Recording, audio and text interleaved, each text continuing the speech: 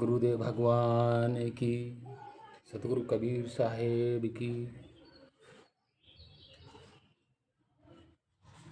आप सभी बहन भाइयों, भक्त प्रेमी जनों, छोटे बड़े माताओं बहनों और इस सृष्टि के सभी जीवों को मेरा कोटि कोटि प्रणाम। मैं आप सभी को कोटि कोटि प्रणाम करता हूँ और जितने भी महापुरुष संत जन हुए हैं और जो आज हैं, मैं सभी को प्रणाम करता हूँ,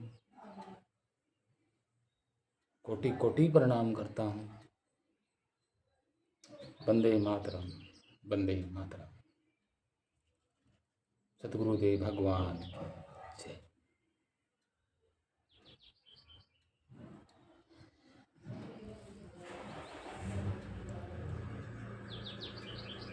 तो आज हम कबीर साहिब की वाणियों का तो जो है हम करते ही रहते हैं, लेकिन रियल बीजक का इतिहास जो कभी जाना ही नहीं, तो आज हम बीजक का जो रियल इतिहास है वो जानेंगे कि बीजक की जो है वो शुरुआत कहाँ से हुई होगी।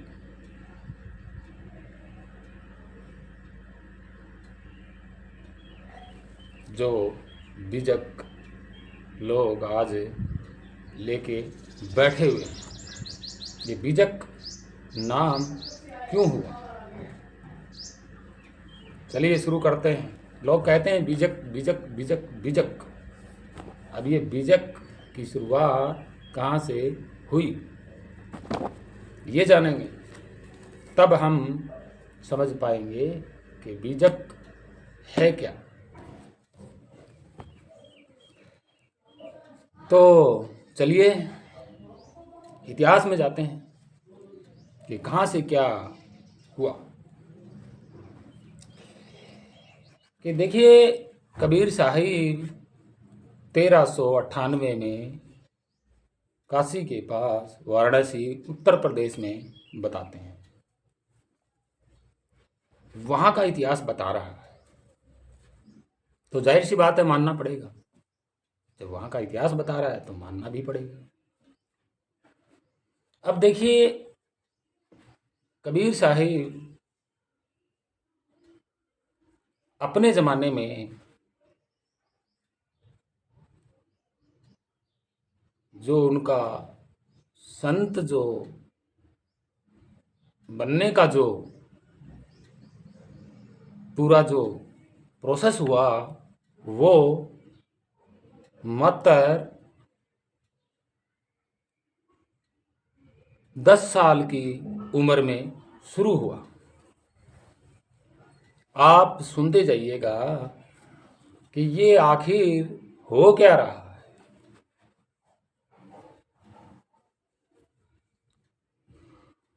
और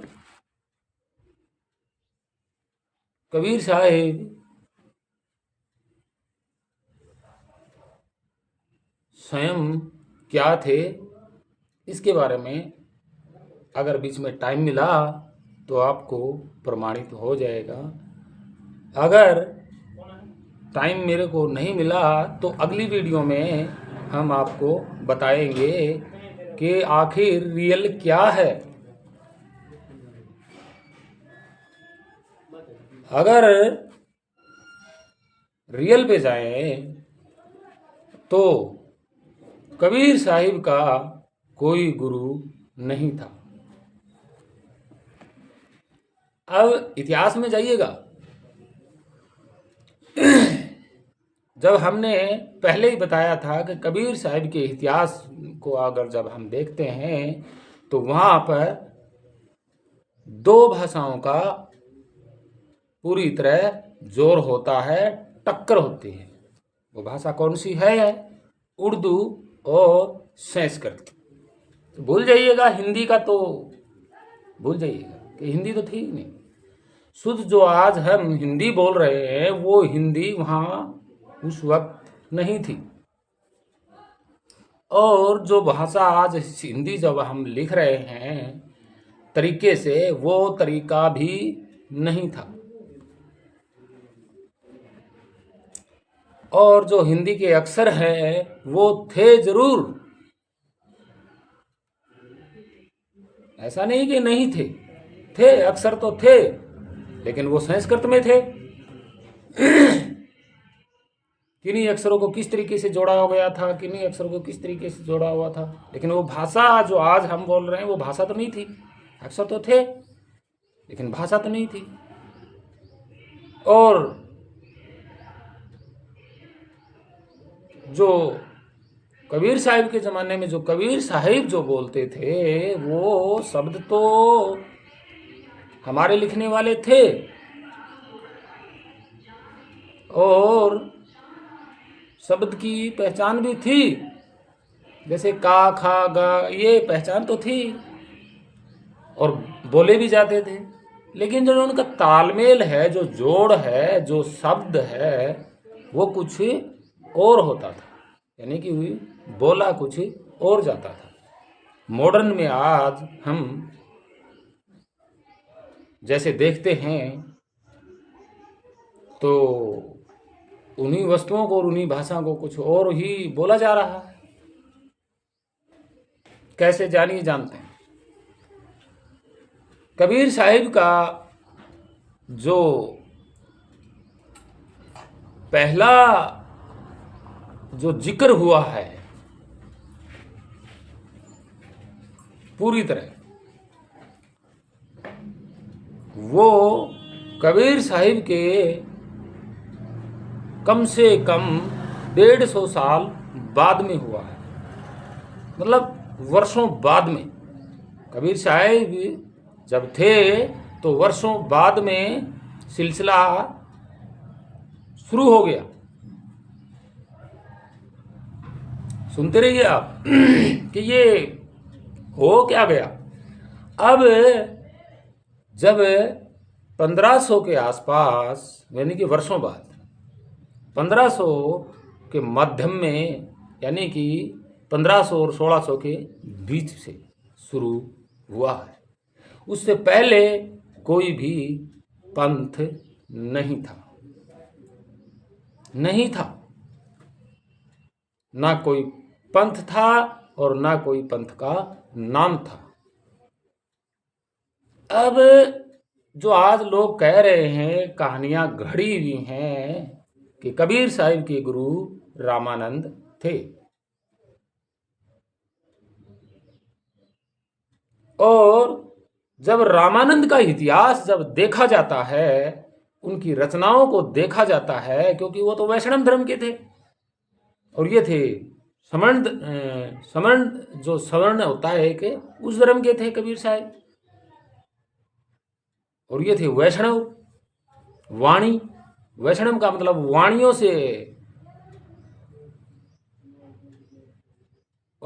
अपनी ही वाणियों से परमात्मा का गुणगान किया जाना और बोलना, ये होता है वैष्णव का। तो और समण का होता है जानना और याद करना, मतलब पहले जानो और फिर उसे याद करो बार बार। पहले जानो और उसके बाद उस जाने हुए को बार बार याद करो, याद रखो। और ये वैष्णव धर्म में खुद लिखो और फिर गाओ। अब आप खुद सोचिएगा कितना अंतर यहां से शुरू हो रहा है। अब जब रामानंद की रचनाओं को जब हम देखते हैं इतिहास में, तो रामानंद जी ने अपने कुछ शिष्यों का तो नाम लिया है, मतलब कुछ ही शिष्यों का जो मैन रहे होंगे, 5 7 4 5 जो भी है, लेकिन उनमें कबीर साहिब का कोई नाम नहीं है। ये यहाँ कांटा लग जाता है कि कबीर साहिब का गुरु रामानंद नहीं था। अब दूसरा प्रमाण देखिएगा, रियल भाषा जो देसी भाषा है कबीर साहिब उस वक्त बोलते थे, उस भाषा के आधार पर अगर हम चलें तो कबीर साहिब ने अपनी वाणियों में रामानंद का अपने गुरु होने का कोई भी जिक्र नहीं किया है। अब आप खुद सोचिएगा, जब उन्होंने अपनी रचनाओं में कबीर का जिक्र नहीं किया और कबीर साहिब ने अपनी रचनाओं में, अपनी जो वाणियों में रामानंद का कोई जिक्र नहीं किया, तो फिर ये तीसरा कौन है जिसने जिक्र किया? वो तीसरा 1500, मतलब मैंने बताया ना कि 1500 और 1600 के बीच में एक आचार्य नाम का हुआ, यूं ही खड़ा हो गया और उसने पहली बार कबीर साहिब के बारे में थोपा, जिक्र किया कि कबीर साहिब के गुरु तो रामानंद जी थे। बस सिलसिला शुरू हो गया। तो ये कहां तक सच्चाई है भाई? वो तीसरा आदमी वर्षों बाद आके खड़ा होके भाषणबाजी करना शुरू कर दिया, तो क्या उसकी मान ली जाए? आप खुद समझदार हो, आप आज के युग में मॉडर्न में हो, हर एक चीज को खरीदते हो तो परख करते हो, हर एक चीज देखते हो तो परख करते हो। आज के युग में अभी एक 5000 का जूता खरीद रहे हो तो भी उसको परख कर रहे हो। तो इस बात की परख क्यों नहीं की कि तीसरा आदमी ने हमें बोल दिया और वो चला आ रहा है? लिखित में तो कहीं है ही नहीं। अब आगे और सुनिए, उस वक्त सिर्फ जिक्र हुआ था, सिर्फ जिक्र हुआ था, वाणी नहीं आई थी सामने। भाई जो वैष्णव धर्म का था, जो आचार्य था, कोई होगा, वो है आचार्य, लेकिन वो कौन है? आर्यवर्त वालों का है आर्य, है आर्य, ये पक्का है। जब आर्य आचार्य नाम हो गया तो आचार्य का तो आर्य ही होता है, ये पक्का है। और वो किसका ज्ञाता था, किसकी रचना और महाकाव्य करता था? संस्कृत की। तो जाहिर सी बात है, पीछे जब हम देखते हैं तो जाहिर सी बात है ये तो, कि कबीर साहिब तो ना संस्कृत लिखते थे, ना पढ़ते थे, ना कबीर साहिब उर्दू बोलते थे, ना पढ़ते थे, वो तो अपनी देसी भाषा करते थे। वो जो साधारण व्यक्ति होता है उसको मॉडर्न भाषाओं से क्या लेना देना है? वो तो अपनी भाषा बोलेगा और अपनी भाषाओं में आहार विचार जो भी है वो करेगा। तो ये सच्चाई नहीं है जो आप मान के बैठे हो, ये सच्चाई है ही नहीं। और उसने संस्कृत, जो संस्कृत का ज्ञाता है, जो रचना काव्य करता है, भाई उसने तीसरे ने क्यों जिक्र किया? वो भी इतने वर्षों के बाद, और वो भी संस्कृत में जिक्र किया, क्यों? क्या मतलब था? और जो कबीर साहिब के जो शिष्य भी रहे हैं, ऐसी बात नहीं है, बाद में भी उन्होंने वर्षों से कबीर साहिब का रास्ता अपनाते भी आ रहे हैं और अपना भी रहे थे। तो उनमें से किसी ने नहीं कहा कि कबीर साहिब के गुरु रामानंद थे। भाई जब हम किसी गुरु के पास जाएंगे, शिष्य बन के जाएंगे, ठीक है। अब मैं अपने गुरु का शिष्य तो बन गया, लेकिन अगर मुझसे कोई पूछेगा, जानेगा कि भाई आपके जो गुरु हैं उनके गुरु कौन है, तो मैं तो बताऊंगा कि भाई मेरे जो गुरु हैं उनके गुरु ये हैं, ये इनका नाम था, बताएगा। कि गुरु का आगे जो कोई और गुरु होता है तो उसकी तो पदवी चलेगी ना। अब कबीर साहिब के 100 साल बाद में जो बीच में जितने भी शिष्य रहे हैं, वो तो कबीर साहिब के करीबी हैं। भाई वो 10 है या 20 है, जो भी हैं, वो तो एक अलग बात है, लेकिन वो तो करीबी है ना। उन करीबियों से अगर पूछा गया तो उन्होंने कहा कि ऐसा तो नहीं है। तो वो तीसरा जो संस्कृत का जो आर्य है को जो भी है उसने क्यों जिक्र किया फिर? क्या मतलब था? मतलब क्या है? झूठ है, क्लियर झूठ है। अब एक इस झूठ का एक प्रमाण और भी है। क्या? कि 1660 में 1660 में जब कबीर साहिब का जिक्र जो हो रहा था, बताया ना मैं, 1500 से 1600 के बीच में जो जिक्र हुआ है, शुरू हुआ है, उस वक्त तो कबीर साहिब की कोई वाणी सामने नहीं थी, एवं ही हवा हवाई हो रही थी, वाणी नहीं थी। और जब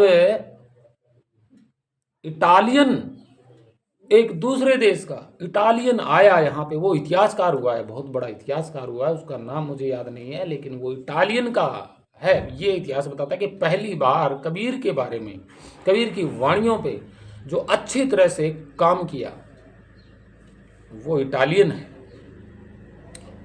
वो आया और उसने यहाँ के महापुरुषों के बारे में जानकारी ली।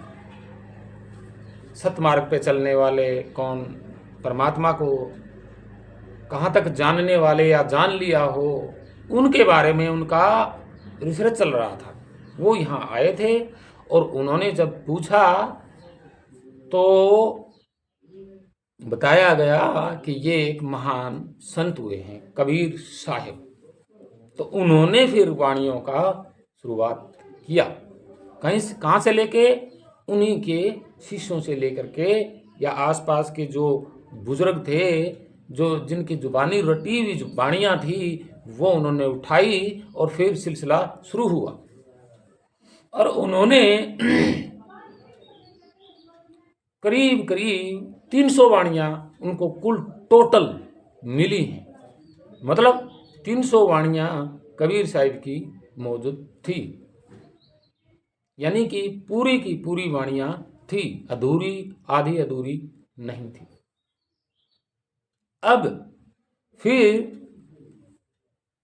उस इटालियन ने, वो तो ले गया, उन्होंने अपनी भाषा में वहाँ पूरा अच्छी तरह से किया।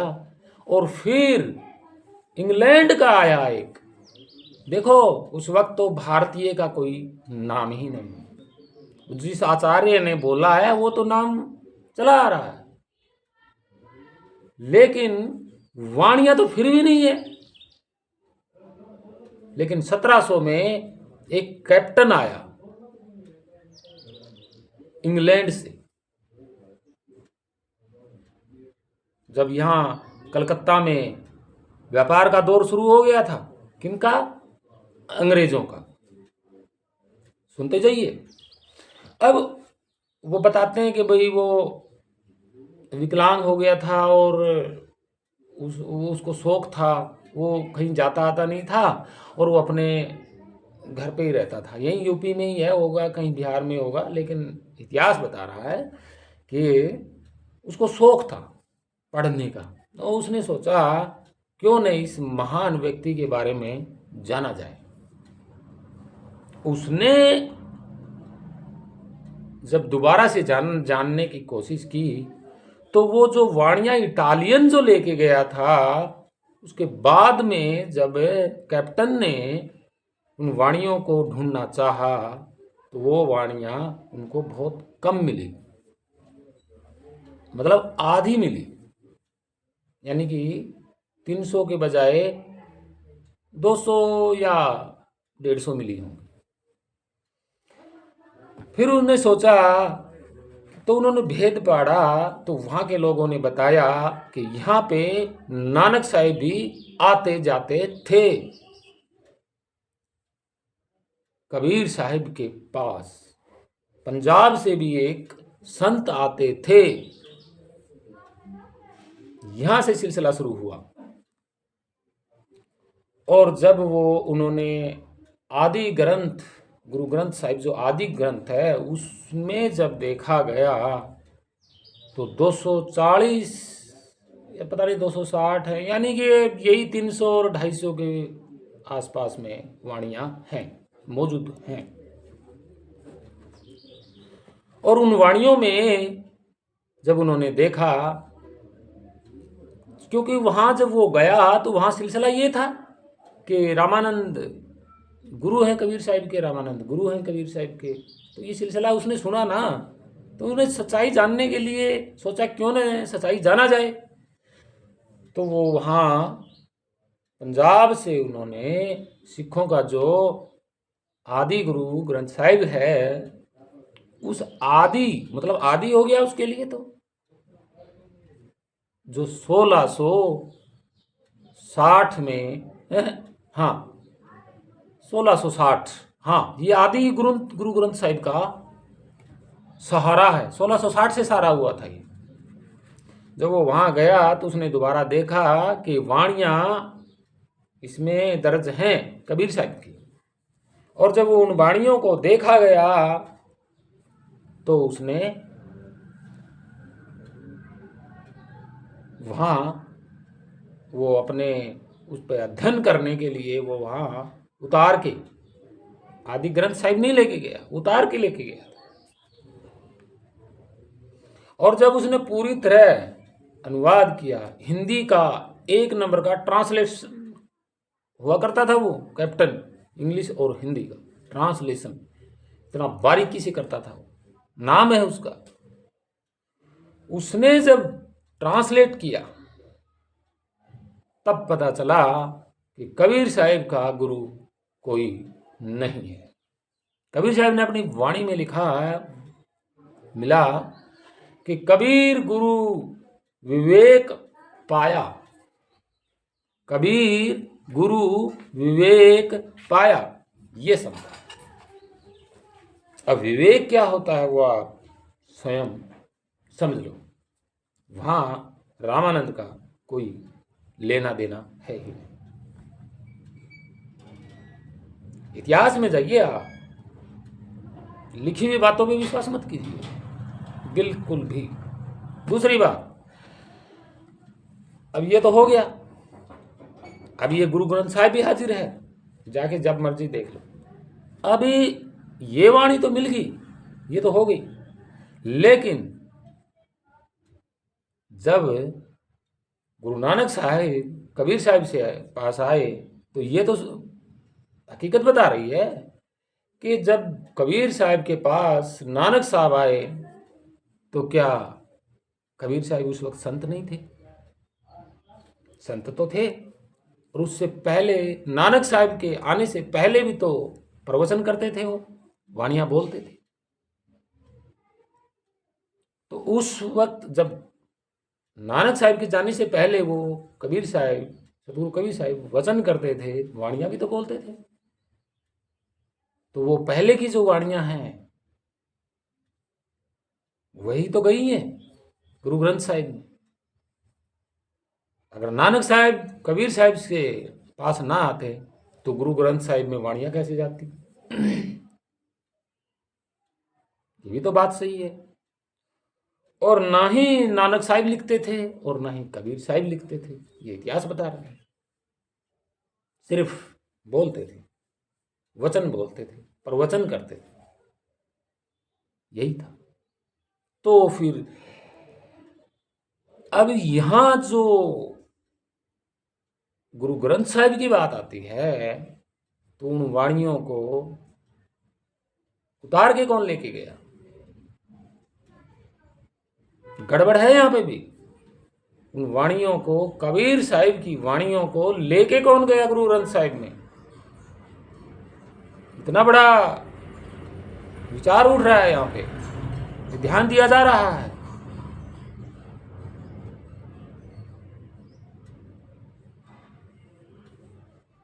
और नानक साहिब ने, यहां सिलसिला उठ रहा है कि नानक साहिब ने वाणियां अपनी बोल के नहीं लिखाई। ये विचार उठ रहा है यहां से, ये विचार उठ रहा है यहां पे, क्योंकि जो लिखित होती है वो बोली गई और लिखी गई।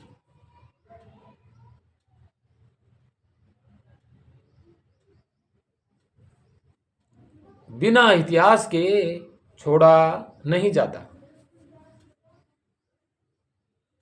क्योंकि उस वक्त सिर्फ प्रवचन होते थे और सुनते थे। प्रवचन होते थे और लोग सुनते थे और अपने दिमाग में बैठा लेते थे। ये था। अब ध्यान दीजिएगा, आप सत्संग देख रहे हो और सत्संग जो है सुन रहे हो, प्रवचन भी सुनते हो सत्संग में, तो आप तो सुन के आते हो वहाँ पे, कॉपी पेन लेके थोड़ी जाते हो। कॉपी पेन तो लेके कोई नहीं जाता वहाँ पे, कोई बस्ता किताब रजिस्टर कोई नहीं लेके जाता, सब सुन के तो आते हैं। ये घालमेल यहाँ हुआ। अब ये जरा सा थोड़ा सा दिमाग से सोचिएगा कि सत्संग में गुरु के सामने जो प्रवचन सुनते हैं, वो प्रवचन क्या सबके बराबर समझ आता है? आप ध्यान दीजिएगा। या कोई पूरा का पूरा दिमाग में उतारता है? नहीं, कोई नहीं उतारता। ये यहाँ हुआ है सिर्फ। बस आप समझ जाइएगा कि यहाँ से ये स्टार्ट हो गया। अब देखिए, वहां तो भी लिखा ही नहीं जा रहा, वहां तो अभी लिखा ही नहीं जा रहा। अभी तो नानक साहब के ग्रंथ की बात चल रही है, वहां अभी लिखा नहीं जा रहा है।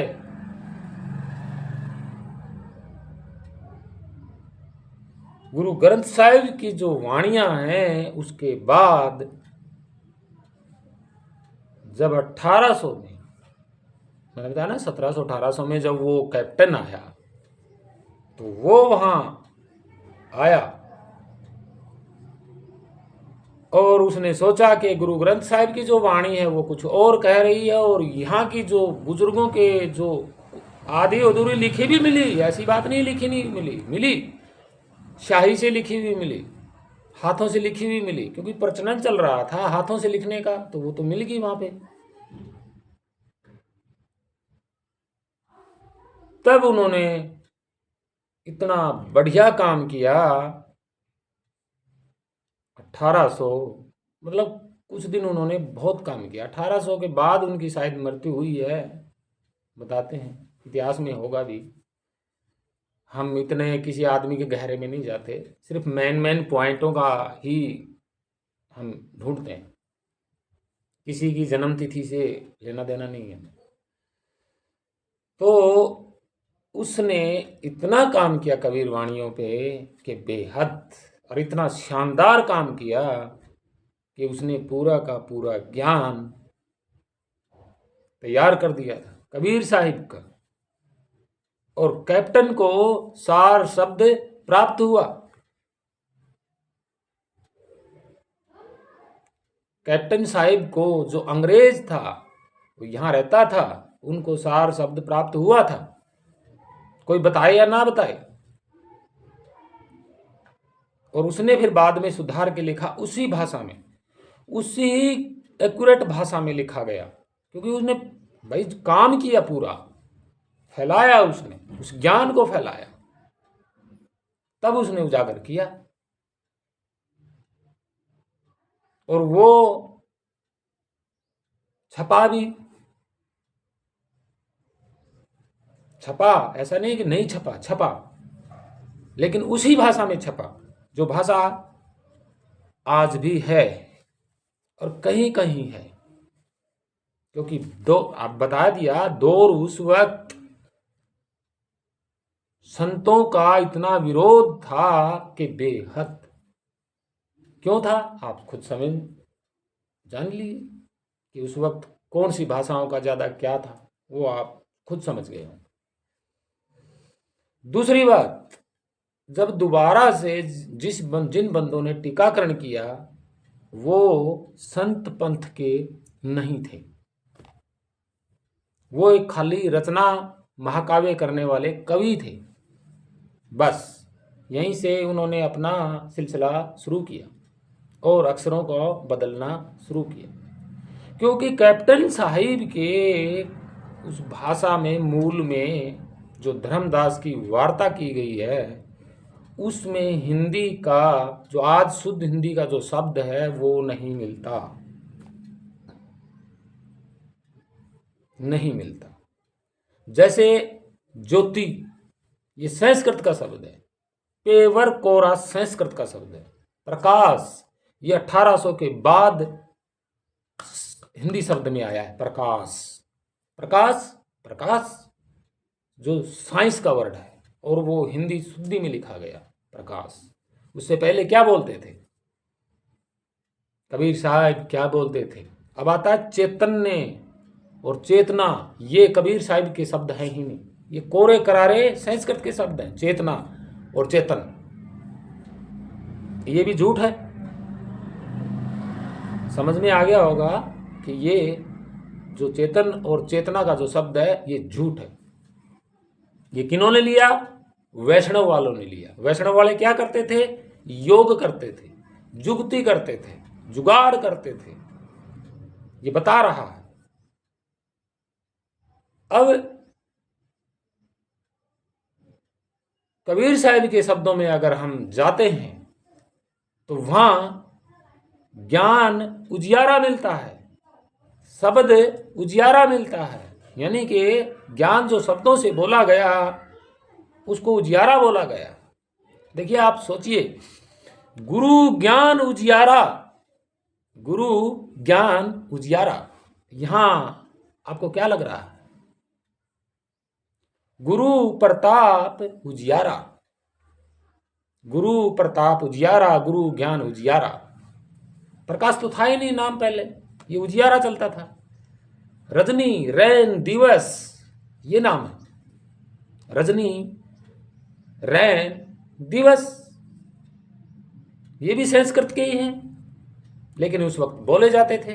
रात, रात का तो कोई संबंध ही नहीं था। रैन, दिवस, रजनी, और जो चांदना होता था किसी चीज का, जैसे दीपक का है और है, उसको उजियारा बोलते थे। इस प्रकाश कहां से फंसा दिया कि शब्द स्वरूप प्रकाश, उजियारा। देखिए यहां पे कबीर साहब ने बोला है कि भानु और शशि, भानु और शशि, भानु और शशि यानी कि चंद्रमा और सूर्य। ये चंद्रमा और सूर्य शब्द है ना, ये भी संस्कृत के ही हैं, संस्कृत के हैं ये। चंद्रमा और सूर्य ये संस्कृत के हैं, कोरे करारे संस्कृत के हैं। कबीर साहब ने तो भानु शशि बोला है, जो प्राचीन शब्द है, भानु शशि।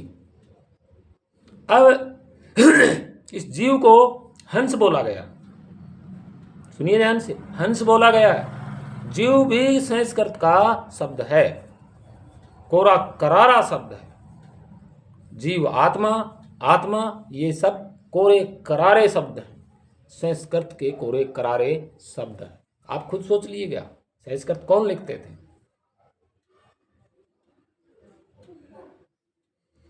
और एक बात और सामने आ रही है, बहुत बड़ी बात, कि हंस की क्या लिखा कबीर साहब ने? कोटि भानु शशि, हंस एक उजियार तन।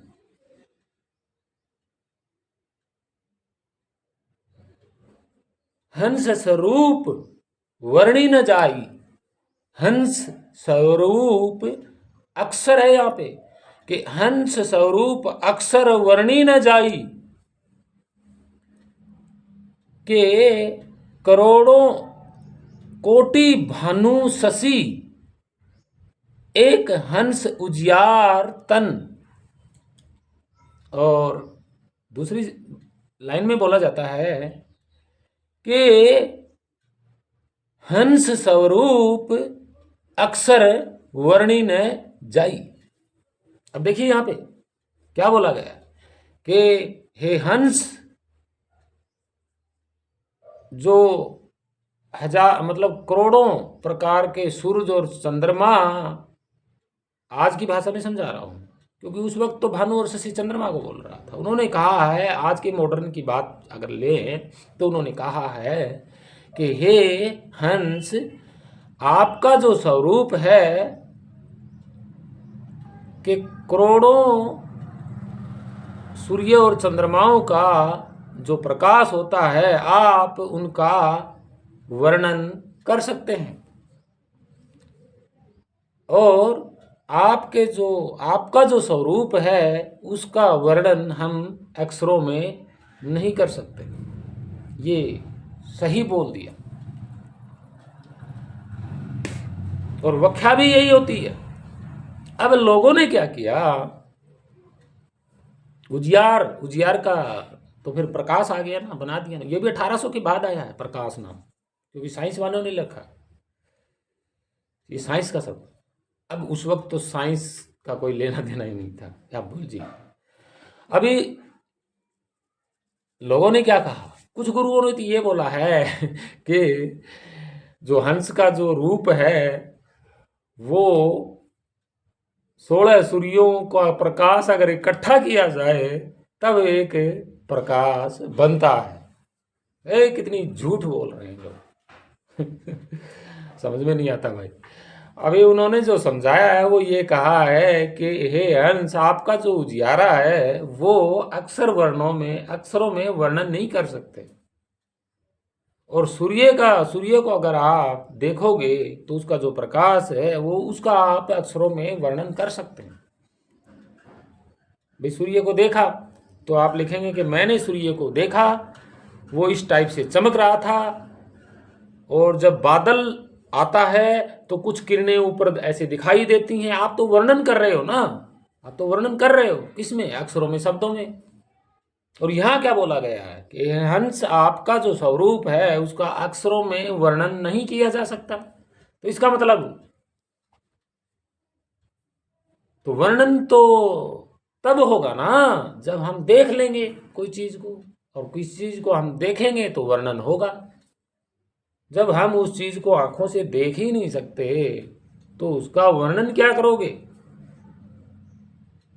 कबीर साहब यही समझा रहे हैं कि हे हंस, आपका जो स्वरूप है उसको जब तू जान लेगा तो आप अक्षरों और शब्दों में वर्णन नहीं किया जा सकता।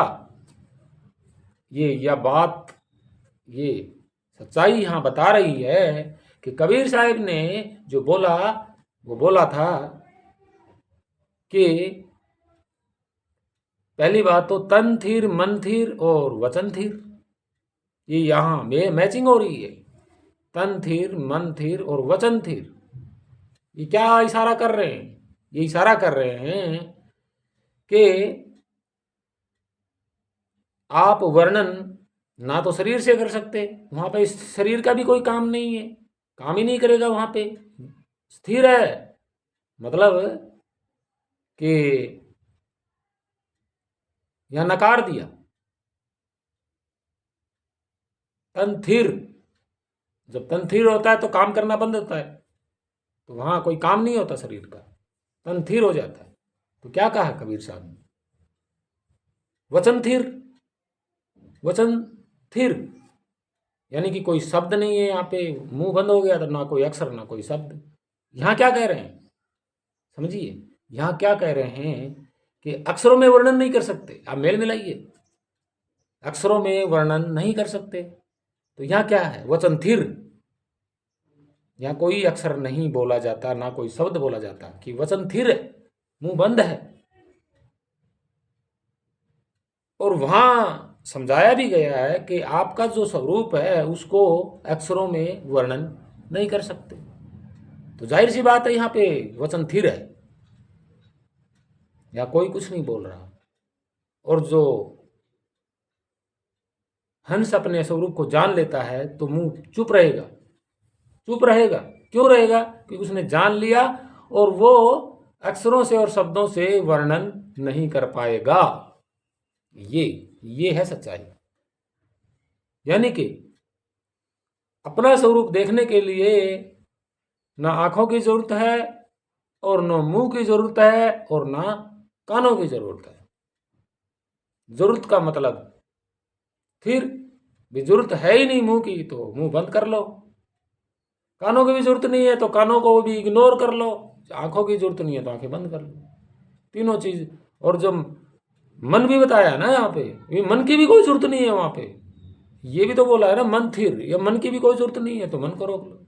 बात वहीं आ रही है, जब आप मन को रोकोगे, तन को रोकोगे और मुंह को रोकोगे, यानी कि शरीर को रोक लिया, मन को रोक लिया और वचन को रोक लिया, तो आप वर्णन किसका करोगे? ये बता रहा है, वर्णन नहीं हो सकता। वर्णन तो बोलोगे और शब्द बोलेंगे, अक्षर बोले जाएंगे, शब्द बोलेंगे, तभी तो वर्णन करोगे। और जिसको देखोगे उसी का वर्णन करोगे। जिसको देख ही नहीं पा रहे आप, आंख ये तो है नहीं, चार आंख, भीतर भी अंदर भी है दो आंख, अंदर तो कुछ बाहर ही है, जो कुछ भी है, कान भी बाहर है, आंख भी बाहर है, मुंह भी बाहर है। अगर आप अंदर में जाके कोई प्रकाश देखता है तो वो प्रकाश का वर्णन करेगा, प्रकाश का वर्णन करेगा। देख लिया तो वो वर्णन भी करेगा। किसने देखा? किसने देखा भाई? इन आंखों ने अंदर लाल रंग प्रकाश देखा है, और तो आंखें हैं ही नहीं। जो कुछ देख रही हैं वो यही आंखें हैं। जो देखता है उसका वर्णन होता है, जो सुनता है उसका भी वर्णन हो सकता है, जो बोलता है उसका भी वर्णन हो सकता है। और कबीर साहब ने ये कहा है कि हे हंस, आपका जो स्वरूप है, जिसको आप तन मानते हो, उसका आप अक्षरों में वर्णन नहीं कर सकते। तो बात यहाँ सच्चाई हो रही है, झूठ कहाँ हो रही है? कोई झूठ नहीं है इसमें। तो लोगों ने क्या कहा, कुछ गुरुओं ने बताया कि हंस, आपका जो आप ऐसे हो जाओगे, हंस बन जाओगे कि 16 सूर्यों के समान आपका वो हो जाएगा, स्वरूप होगा, ऐसा स्वरूप होगा। देखो यहाँ क्या हो रहा है। कबीर साहब ने कहा परख निरख ही कर ले। किसकी करनी है? शब्दों की। शब्द कौन बोल रहा है? शरीर में हम ही तो बैठे हैं, हम ही तो बोल रहे हैं। इस शरीर के कितने अंग हैं, कितने क्या हैं, नाम किसने रखे? हमने रखे। कुछ बोल रहे हैं वो हम ही बोल रहे हैं। जो कुछ भी बोल रहे हैं हम बोल रहे हैं। जानवर का नाम हमने रखा है। जानवर ने आके कभी नहीं कहा कि मेरा नाम ये है। अगर आप कहते होगे हिरन है, हिरन, खेत में जाइए, आप खेतों में जाइए, हिरन मिलेगा वहां। दूर से खड़े होके बोलिए हिरन हिरन, क्या वो आएगी आपके पास? भाई उसका वो नाम ही नहीं है, तो आपने तो लगाया है उसका नाम, तो उसका नाम ही नहीं है। कहाँ तक सच्चाई मानोगे आप कि हिरन का नाम मैंने हिरन हिरन कह के बोल रहा हूँ? हिरन का नाम आपने रखा है। और आप जिसने नाम रखा है किसी का भी शरीर का, उसको आप पुकारो तो नाम से ही के, तो वो कहाँ आएगा? उसको पता ही नहीं बेचारी को तेरा नाम क्या है। पता होता तो वो बताती कि मेरा नाम ये है भाई, हिरन नहीं है। अरे यार, शब्दों का सकल पसारा है, समझ जाइए। चौथे राम, पहला राम, ये सब यहाँ ही आ जाएंगे आपके, समझोगे तो। यही है वो सकल पसारा। किन का हो रहा है? शब्दों का हो रहा है। यही है वो राम जो मुंह से बोल रहा है। और सब ऐसा कोई भी शब्द नहीं है जो आपने नहीं बनाया हो। ऐसा कोई भी शब्द नहीं है जो आपने नहीं बोला हो और ना बनाया हो। जो आकार दिया वो सब आप खुद बोल रहे हो, खुद बोल रहे हो, खुद ही लिख रहे हो। सब कुछ शब्दों के जरिए आप ही कर रहे हो। और ढूंढ किसके रहे हो? सारा काम तो आप ही कर रहे हो। हाथ भी ला रहे हो, शरीर भी कर रहे हो, सारा सब कुछ आप कर रहे हो। और कबीर साहब ने क्या कहा? चित्त लाई, चित्त में रखिए, चित्त बोला है। और उस चित्त का नाम लोगों ने पता नहीं क्या रख दिया। चेतना तो नहीं है उसका नाम, ना उसका वो क्या बोलते हैं चेतन और चेतना, ये तो नाम है। चित्त के नाम तो नहीं है ये। कबीर साहब ने बोला चित्त में रखिए। अपने बीजक में बता रहे हैं चित्त में रखिए, चित्त में आप समय हो, ये बोला है। आप खुद चित्त में बैठे हो। चित्त क्या है यही तो बता रहे हैं। चित्त एक सूक्ष्म शरीर को कहा गया है। और जैसे ही आप उस चित्त में आप बैठे हो, कहीं नहीं, चित्त में ही आप बैठे हो। ये कबीर साहब ने बताया है, चित्त में रखा जाता है। आप स्वयं बैठे हो, वहां रखिए चित्त में। क्या? जो जानते हो उसको अपने को चित्त में रखिए, चित्त में रखा हुआ याद रहेगा आपको। इस शरीर में रह करके अगर आप चित्त में कोई बात रखते हैं तो वो रहेगी। और यहाँ पे कबीर साहब बता रहे हैं कि चित्त बाहर जाता है, इस शरीर को चित्त छोड़ के जाता है और चित्त के साथ आप चले जाते हैं। ये है सच्चाई। अब बहुत सारे और भी शब्द हैं, लेकिन आप समझ लीजिएगा कबीर साहब ने कभी भी शुद्ध हिंदी का प्रयोग नहीं किया, कभी भी नहीं किया। चित्त चित्त चित्त एक कबीर साहब ने इस जीव को बोला है, यानी कि चित्त में आप बैठे हो तो चित्त आपका सूक्ष्म शरीर है और उसमें आप बैठे हो और वो चित्त ही लक्ष्य 84 में लेते जाता रहता है। आप क्या कह रहे हैं कि अपने स्वरूप को जान करके चित्त में रख लीजिए।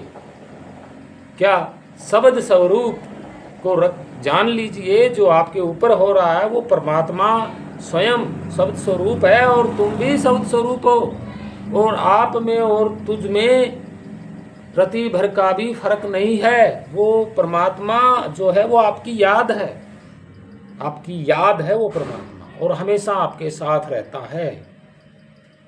वो याद जो बताया गया था कि तेरी याद में और तुझ में रति भर का कोई फर्क नहीं है, जो शुरू से है वो तो यहाँ है, और उस जो शुरू से है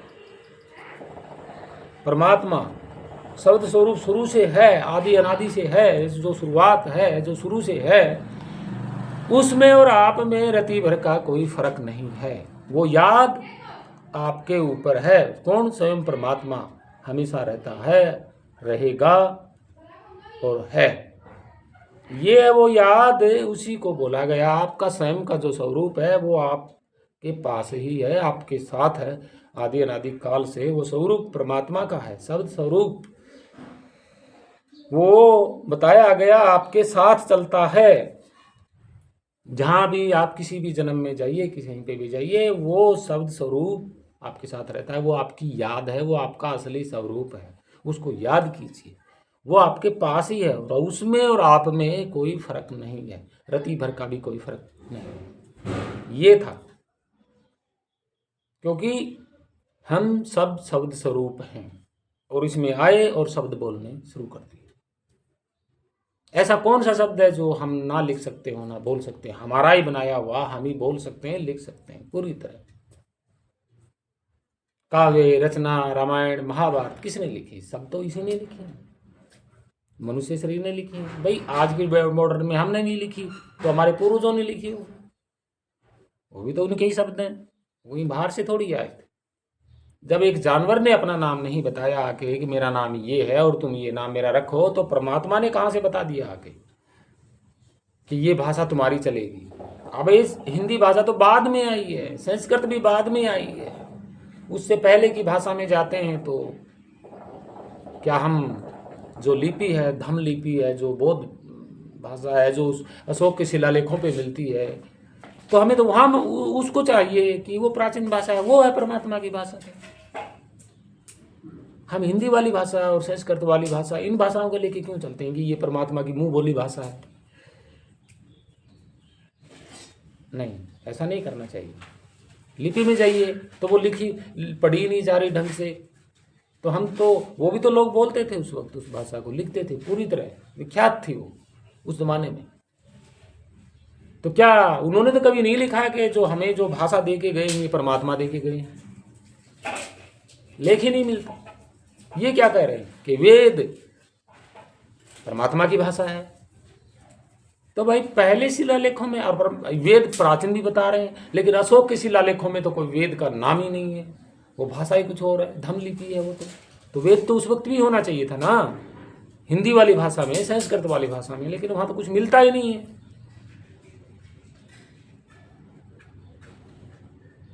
नहीं, ये आदमी ने ही बनाए हैं। चंद्रमा सूर्य हम किसने बनाए? हमने बना दिए। क्या पता क्या है भाई, ये हमें नहीं पता। मैं तो नहीं कह सकता भाई, ये ठोस प्रमाण नहीं कर सकता मैं। ये चंद्रमा है तो चंद्रमा ही है, नहीं कर सकता। शब्दों की रचना हमने कर दी, एक से अनेक हम करते जा रहे हैं, और बैठे खुद हैं अंदर, बोल रहे हैं कि चेतन को देख लिया, चेतन के बाद महाचेतन आएगा, फलाण आएगा, दिगड़ आएगा। यार कि कौन सा वो है भाई? आप खुद शरीर में बैठे हो, सारी प्रक्रिया आपसे जुड़ी हुई हैं और आपने ही प्रक्रिया बनाई है, तो दोष किसको दे रहे हो भाई? खुद समझिए ना, परख निरख तो करिए शब्दों की। ये साला ये शब्द मैं बोल रहा हूँ, ये आया आ कहाँ से रहा है? इसको बोल कौन रहा है? यार भाई आप ही तो बोल रहे हो, शरीर के अंदर बैठे हो आप, आपका कोई काम ही नहीं है, सिर्फ इन अंगों को, इन जो अंग हैं भीतर, इनका तालमेल लेके आप शब्द बोल रहे हो, आप ही तो बोल रहे हो। पानी पी रहे हो आप पी रहे हो, रोटी खा रहे हो आप खा रहे हो, सब कुछ आप ही तो कर रहे हो। ना रोटी अपने पास चल के आती, ना पानी अपने पास चल के आता, कुछ नहीं अपने पास चल के आता, खुद समझ से कर रहे हो। दोष किसको दे रहे हो? जो कुछ भी कर रहे हो अपने शरीर से कर रहे हो। कोई चीज आपके पास चल के कभी नहीं आएगी, ना आई है और ना आएगी। ये तो प्लीज आप समझ गए होंगे। मेरा तो बस इतना ही समझाना था कि शब्द की परख निरख करिएगा, और जो स्वयं शब्द स्वरूप है परमात्मा, वो आपके साथ ही है। बस आप अपना स्वरूप भी तो भूले हुए हो, परमात्मा का स्वरूप भी भूल लो, तो वो एक ही बात है। परमात्मा का स्वरूप अगर कोई जना देता है तो वो आपका ही स्वरूप है, आपका ही है, वो दूसरे का नहीं। वो ही परमात्मा का है, वही आपका भी है। आप अंश हो उसके। अंश का बाप तो अंश जैसा ही होगा ना। तो आप अंश है, आपका बाप भी शब्द स्वरूप है, आप भी शब्द स्वरूप हो। बस फर्क क्या है? रति भर का भी फर्क नहीं है। शुरुआत जो है शब्द की वो आपके पास ही है, और उसमें और आप में रति का भर का फर्क नहीं है। इसीलिए तो हमने बोला ना कि सच्चे सतगुरु की शरण में जाइए। ये प्रपंच आप कर रहे हो, कोई करा नहीं रहा। ध्यान लगा रहे हो आप लगा रहे हो, दूसरे का इसमें कोई रोल ही नहीं है। जो कुछ भी कर रहे हो अपने आप से कर रहे हो। आंखें बंद कर रहे हो खुद कर रहे हो, ध्यान लगा रहे हो आप खुद लगा रहे हो। आप खुद हो कौन, यही जानना है। और अपनी प्रक्रिया, अपने शरीर की प्रक्रियाओं से नहीं जाना जा सकता। शरीर तो बाहर की प्रक्रियाओं के लिए यूज किया जा रहा है, अंदर की जो आप स्वयं बैठे हो उसके लिए शरीर का कोई काम नहीं। जैसे हाथ बाहर और आप अंदर बैठे हो, तो क्या हाथों से आप अंदर को यहाँ लेके आओगे, आप बाहर निकाल के देखोगे कि मैं ये रहा? भाई ये मूर्खता है, ये ऐसा नहीं होता कभी। जब डॉक्टरों ने चीर फाड़ करके देख लिया तब आप शरीर में नहीं मिलता, खुद मालिक, शरीर का मालिक तब नहीं मिलता, तो आप अपने हाथों से बाहर पकड़ के अपनी आंखों से ले आके कैसे देख लोगे? ये मूर्खता है, ऐसा नहीं करना चाहिए। अपना स्वरूप जो है वो याद जो है हमेशा आदि अनादि काल से अपने साथ ही है, और उसको जानना है। जब उसको जान जाओगे तो आप अक्षरों से और शब्दों से वर्णन नहीं कर पाओगे। वो ऐसा स्वरूप है आपका। उजियारा मतलब समझने वाला दर्शे, जानने वाला दर्शे।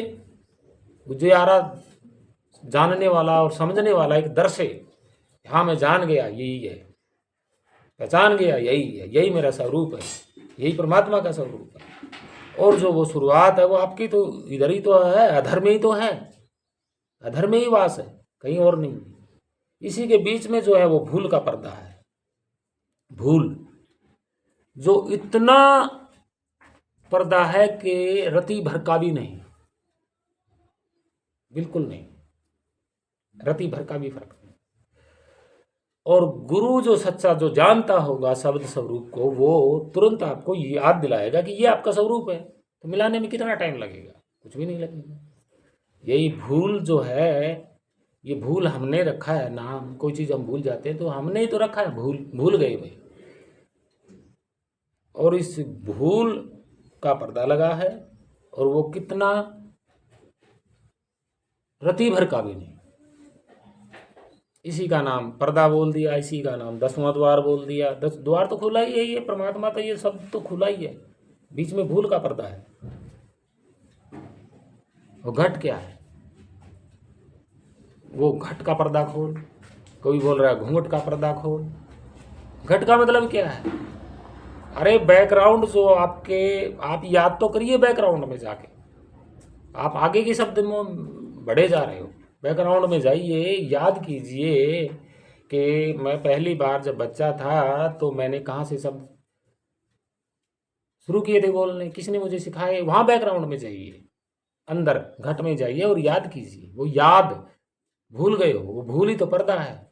उस भूल को हटाइए, उस पर्दे को हटाइए और याद कीजिए। यही तो है। क्यों उलझे हुए? तो आशा करता हूँ आपको ये वीडियो अच्छी लगी होगी, आपको शायद सब कुछ समझ में आ गया होगा कि कबीर साहब की भाषा में जो आज की जो चमकीली जो हिंदी है ना, चमकने वाली हिंदी, वो नहीं।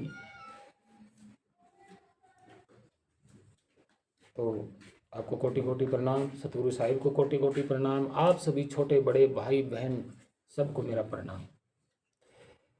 और उलझिए मत, बिल्कुल भी मत उलझिए, इतिहास जानिए। आपको कोटि कोटि प्रणाम, सभी को प्रणाम, माताओं बहनों सबको मेरा कोटि कोटि प्रणाम, महापुरुष संतों को मेरा कोटि कोटि प्रणाम, और मेरे सच्चे सतगुरु साहिब को मेरा प्रणाम, और कबीर साहिब को कोटि कोटि प्रणाम। सतगुरु कबीर साहिब को मेरा कोटि कोटि प्रणाम। और हमने बताया था कि अंड और पिंड का जो ब्रह्मांड का जो लोगों ने भ्रम और फैलाया है ना, अंड और पिंड और ब्रह्मांड, ये देखना आप शब्द हैं कहाँ के, फिर आके आपकी आंखें खोलेंगी कि ये तो सारा का सारा डाला गया बीजक में। और जाहिर सी बात है कि कबीर साहिब आप जान रहे हो, तो एक बात बताता हूँ, ठोस बात। जब सारा सिस्टम हम जीवों को परमात्मा ने बनाया है तो हमारा मालिक वही हुआ ना, और हमारी देखरेख भी वही करेगा। किसको ले जाना है, किसको नहीं ले जाना है, काम सारा परमात्मा का है, राइट। उसमें कोई बीच में नहीं आ सकता। तो कबीर साहिब बीच में क्यों आ रहे हैं? सोचने वाली बात है कि जीवों को परमात्मा को मिलाने के लिए कबीर साहिब क्यों कर रहे हैं? आप खुद समझदार हैं, सोचिए। भाई परमात्मा की बनाई हुई चीज़ है, हम क्यों डालें बीच में, क्यों हाथ डालें, क्यों उनके कार्य में हम गड़बड़ करें? तो कबीर साहिब तो यहाँ विरोधी हैं कि हे जीव, तू अपना मालिक ढूंढ ले। समझने वाली बात है कि जरूर कोई है इस धरती पर कि इस जीव को बना रहा है, और कबीर साहिब उसके बराबर में खड़े हैं। जो कबीर साहिब जानते हैं उसको कि ये जीव कौन बना रहा है, किसने पकड़ के रखे हैं, और कबीर साहिब विरोध कर रहे हैं इसका। तभी तो कह रहे हैं इसके बनाए हुए जीवों को, जो यहाँ धरती पर घूम रहे हैं, जितने भी जीव हैं, हम सब, कबीर साहिब क्या कह रहे हैं? बराबर खड़े हैं ना इसके। और कबीर साहिब कह रहे हैं कि हे जीवो, आप अपने परमात्मा को जानिए। तो ये तीसरा कबीर साहिब परमात्मा और जो जीवों को बनाने वाला है, जाहिर सी बात है वो बीच में खड़े हैं। किसके विरुद्ध? परमात्मा के विरुद्ध नहीं, बनाने वाले के विरुद्ध। और ये विजक बताता है कि कबीर साहिब उसके बराबर की टक्कर के हैं। तो आप खुद जान जाइएगा कि कबीर साहिब क्या है। कबीर साहिब चाहें तो जो बराबर में जिसके खड़े हैं, जिसने ये सृष्टि बनाई है, ये बराबर में जो खड़ा है, तो कबीर साहिब अपनी भी सृष्टि बना सकते हैं। सोचिए जरा कि जो जीवों को बना रहा है इस धरती पे, जो और कहीं नहीं बना रहा, और किसी धरती पे नहीं बना रहा, इसी धरती पे बना रहा है, तो कबीर साहब यहाँ उसके बराबर खड़े हैं कि तेरे जीवों को हम परमात्मा तक पहुँचाएंगे, परमात्मा का ज्ञान कराएंगे, परमात्मा को जनाएंगे। कबीर साहब ये बता रहे हैं। किसके खिलाफ? इसके खिलाफ। तो जाहिर सी यहाँ बात है, कबीर साहब ने परमात्मा के बनाए कार्य में टांग नहीं अड़ा रहे हैं, इसके बनाए हुए कार्य में टांग अड़ा रहे हैं, जो इसने सृष्टि बनाई है, रची है। तो यहीं समझ जाइएगा कि कबीर साहब इसके बराबर खड़े हैं जो बनाने वाला है, न कि परमात्मा के खिलाफ।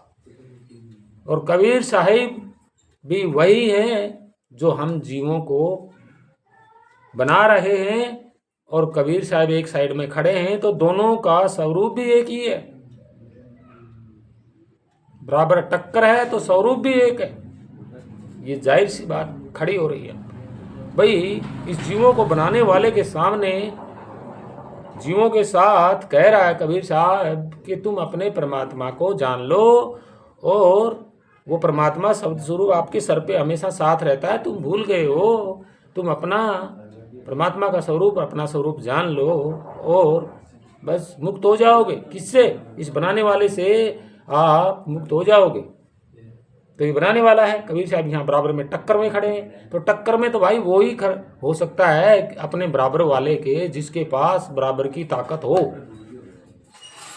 विजय के बारे में आज तक कुछ समझा ये बात आपने? नहीं समझा। समझिए कि भाई परमात्मा की बनाई हुई चीज के साथ कौन बीच में पड़ेगा? भाई परमात्मा खुद संभालेगा, वो करने वाला वो करेगा, क्या दिक्कत है? मुक्ति देगा तो वो देगा। भाई उसने बनाए, परमात्मा ने बनाए हैं तो ऐसा ही होगा। तो बीच में काम किसका है? संत भक्ति, ये भक्ति करना क्या जरूरी है? उसने देखना है ना, उसने बनाया तो लास्ट में वही देखेगा ना क्या करना है इस जीव का आगे, तो वो उस पर छोड़ो। कबीर साहब यहाँ जीव को ले जाने की बात कर रहे हैं, तो यहाँ सवाल उठता है कि कबीर साहब जो, तो इसका मतलब ये नहीं मानेंगे हम कि कबीर साहब परमात्मा के खिलाफ खड़े हैं। भाई परमात्मा ने अगर जीव बनाए हुए होते तो वो सारा काम परमात्मा का है। कबीर साहब को क्या लेना देना है इसमें? कोई लेना देना नहीं, कोई भी लेना देना नहीं। जब परमात्मा का, जब कबीर साहब का कोई लेना देना ही नहीं है, ठीक है, जब परमात्मा ने बनाए परमात्मा सलटेगा सब कुछ। कबीर साहब बीच में क्यों आ रहे हैं? तो जाहिर सी बात हो रही है कि परमात्मा ने जीव को नहीं बनाया, और जीव क्या होता है? सूक्ष्म जो चित्त जो बताया गया है, और स्वरूप जो है वो चित्त के अंदर बैठा है। कौन स्वरूप? परमात्मा का अंश स्वरूप, परमात्मा का स्वरूप। और जो चित्त है वो मन का स्वरूप है। बात यहाँ समझ में आ रही है ना? तो मन चित्त तो कोई और है, इसका मतलब यही हो रहा है। और अंश वो परमात्मा स्वरूप है, और वो बंद है चित्त में और मन में। और चित्त और मन ये सूक्ष्म है, यही है वो। परमात्मा इनसे, कबीर साहब इनसे छुड़वा रहे हैं, परमात्मा की ओर ले जा रहे हैं। तो जाहिर सी बात है ये बनाने वाला कबीर साहब के बराबर के टक्कर का है। दोनों ही स्वरूप हैं, दोनों ही बराबर के हैं, इसलिए विरोध कर रहे हैं इससे, बनाने वाले से। ये है हकीकत। तो अब जाहिर सी बात है कि हमें जीवों को बनाया गया है, और बनाने वाले के खिलाफ कौन खड़े हैं? कबीर साहिब खड़े हैं। इस जीव को कहाँ ले जाने के लिए? परमात्मा परमात्मा को जनाने के लिए, परमात्मा के रास्ते पर चलने के लिए। ये है सच्चाई विजय की। और आगे बताएंगे। आप जान गए होंगे कि जीव परमात्मा ने नहीं बनाया। परमात्मा ने जीव बनाया होता तो कबीर साहब को विरोध करने की क्या जरूरत थी, मिलाने की क्या जरूरत थी? परमात्मा स्वयं ही मिलेंगे ना जीव से, उसमें तो किसी का कोई लेना देना नहीं है। वो तो डायरेक्ट उनकी रचना है, तो डायरेक्ट ही अपने जीव को मिलेंगे, ऐसा तो नहीं है। लेकिन बनाने वाला कोई और है जो उसने बुला दिया जीवों को, और जगाने वाला बराबर टक्कर में खड़ा है। कौन? कबीर साहब। वो उनका काम है कि जीवों को असलियत बताना और परमात्मा का जो ज्ञान करवाना और शब्द स्वरूप जो जनवाना, ये उनका काम है। तो आप खुद सोच लीजिए कि परमात्मा ने कोई जीव नहीं बनाया किसी और ने। कबीर साहब बराबर में खड़े हैं। ये है सच्चाई। और कबीर साहब जब बराबर में खड़े हैं तो समझ लीजिएगा कि कबीर साहब उससे डरने वाले नहीं हैं, क्योंकि बराबर की टक्कर है। जीव को बनाने वाला और सामने कबीर साहब विरोध कर रहे हैं, तो सोच लीजिए बराबर की टक्कर है। और कबीर साहब इसको जानते हैं। कबीर साहब इधर हैं और इसको जानते हैं, बनाने वाले को। और कबीर साहब विरोध कर रहे हैं किसका? इसका, परमात्मा का नहीं। तो जाहिर सी बात है जीव बनाया गया है, और किसने? इसने। कबीर साहब टक्कर में खड़े इसके, और छुड़वा रहे इससे। ये और इस बात का पुख्ता प्रमाण बीजक है। भाई हम टक्कर में किसी के खड़े होंगे तो हम जानेंगे पहले, तभी तो उसके बराबर में टक्कर में खड़े होंगे। भाई यूं ही थोड़ी ना टक्कर में खड़े हो जाएंगे किसी के, पहले देखेंगे। हाँ ये आदमी है, इसके टक्कर में हमने खड़ा होना है, तो पहले आप जानोगे ना, तभी तो टक्कर में खड़े होगे। और वो तो ये भी देखोगे आप, ये मेरे बराबर का है भी नहीं, तभी तो टक्कर लोगे। तो जी हाँ, यही दर्शा रहा है, कबीर साहब इसको जानते हैं और बराबर की टक्कर है। ये है सच्चाई बीजक की। समझ गए होंगे तो बहुत अच्छी बात है। धन्यवाद आपका, सुना आपने, सच्चा इतिहास सुन रहे हो आप, यही चलेगा मेरा तो, ये सच्चा इतिहास। और ध्यान दीजिएगा, आज के शुद्ध शुद्ध जो हिंदी शब्द हैं और जो संस्कृत के शब्द हैं, कबीर साहिब की भाषा में ये नहीं है, आप भूल जाइएगा। अगर ये शब्द लेके पकड़ोगे हिंदी, शुद्ध हिंदी वाले और संस्कृत वाले, तो ये जो बराबर में खड़ा है ना काल, इसी के चपेट में रहोगे। कबीर साहिब की पक्ष में कभी नहीं आ पाओगे, क्योंकि कबीर साहिब की सच्ची बीजक के पक्ष में आए परमात्मा की ओर। क्योंकि कबीर साहिब के पक्ष में आए तो कबीर साहिब अपने आप संभालेंगे जीव को, इसके पास नहीं जाने देंगे। यही तो है बीजक, ये है बीजक। बीजक, अब बीज किसका? सच्चे ज्ञान का, सच्चे मार्ग का ये बीज है, परमात्मा से मिलाने का बीज, शुरुआत, उगना, मतलब बढ़ना, ये बीजक ये होता है। तो आप सभी को कोटि कोटि प्रणाम, आप समझ गए होंगे, जान गए होंगे। धन्यवाद सभी भक्त प्रेमियों को, सभी माताओं बहनों को, सभी आल टोटल जीवों को मेरा कोटि कोटि प्रणाम। सतगुरु साहिब को मेरा प्रणाम, सतगुरु साहिब कबीर को मेरा प्रणाम, सतगुरु साहिब अरुण साईं जी को, महाराज को मेरा कोटि कोटि प्रणाम। धन्यवाद। तो हम आशा करते हैं, अपने कमेंट में ज़रूर लिखिएगा, ऐसी बात नहीं है, हम जवाब देंगे। और आपको सभी को प्रणाम। वंदे मातरम। जय सतगुरुदेव भगवान की जय।